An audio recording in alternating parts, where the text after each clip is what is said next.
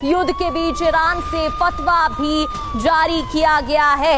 ये बड़ी खबर आपको बता रहे हैं, ट्रंप की हत्या के लिए फतवा जारी हुआ है।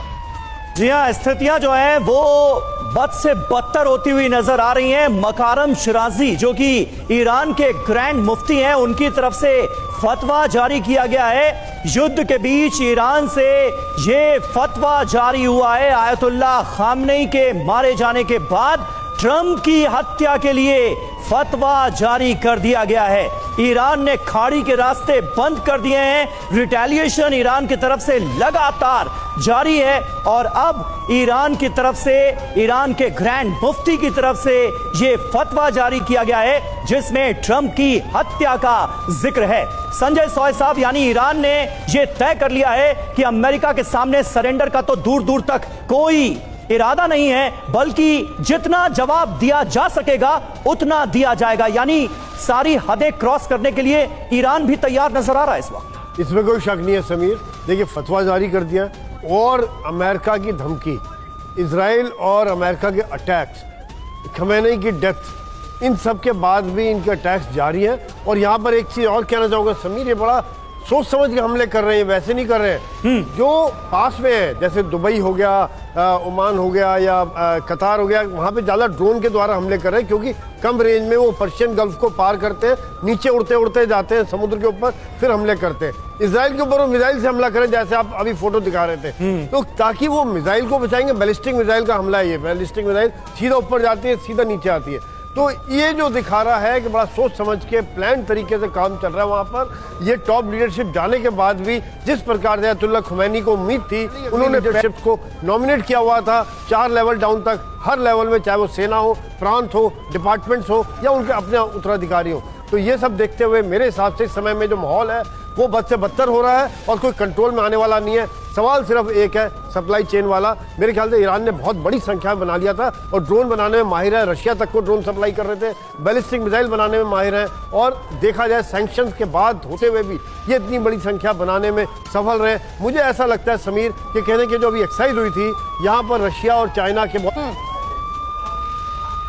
बिल्कुल ठीक सर। और लौटूंगी आपके पास, एक और बड़ी खबर है जहां लगातार आक्रोश देखने को मिल रहा है। इराक में भी यूएस दूतावास पर हमला, ऐसी तस्वीरें आपने देखी थी इराक से पहले जहां नारेबाजी की गई थी। कराची पाकिस्तान की तस्वीरें और अब इराक की तस्वीरें आप देख रहे हैं। गुस्साई भीड़ ने हंगामा किया है। बगदाद में दूतावास के अंदर तोड़फोड़ की गई है, नाराजगी जताई गई है। पुलिस और प्रदर्शनकारियों में इस दौरान झड़प भी हो गई क्योंकि इन्हें रोकने की कोशिश की गई थी। तो ये इराक की तस्वीरें आपको दिखा रहे हैं। मनीष झा हमारे साथ मौजूद हैं। मनीष, न सिर्फ ईरान बल्कि बगदाद से, इराक के कई इलाकों से ऐसी तस्वीरें सामने आ रही हैं जो बता रही हैं कि इराक के भी कई हिस्सों में, कई ग्रुप्स के बीच खामनेई को जबरदस्त समर्थन हासिल था। देखिए, इसमें कोई दो राय नहीं कि ईरान के सुप्रीम लीडर आयतुल्लाह खमनेई एक बड़े धार्मिक गुरु थे, न केवल शिया धर्म के बल्कि एक बड़े स्कॉलर भी थे और उनकी एक अलग किस्म की प्रतिष्ठा भी थी। अब यहाँ पर राजनीति के तौर पर देखने वाले अलग अलग किस्म के लोग हैं। यहाँ पर जो ईरान में भी बहुत से लोग थे जो उनके नीतियों से पसंद नहीं करते थे, लेकिन उनके मारे जाने के बाद आज वो भी मातम मना रहे हैं। और यही कह सकते हैं आप कि एक ईरानियन कल्चर का भी एक हिस्सा है। जैसे हमारे यहाँ है कि हम मरने के बाद बहुत से लोगों के बारे में बुरी बातें नहीं कहते हैं, तो वो भी बात सही है। लेकिन अगर आप देखें तो दुनिया के कुछ हिस्से में ऐसे भी है, इजराइल में, अमेरिका में, यूरोप में बहुत से ईरानियन ऐसे हैं जो कि इस वक्त जश्न मना रहे हैं। लेकिन ज्यादातर जो तस्वीरें आ रही है दुनिया के अलग अलग कोने से, बड़ी संख्या में लोग मातम मनाते, उनको श्रद्धांजलि देते हुए दिख रहे हैं। वो उस खमनेई को श्रद्धांजलि दे रहे हैं जो स्कॉलर थे, जो धर्मगुरु थे।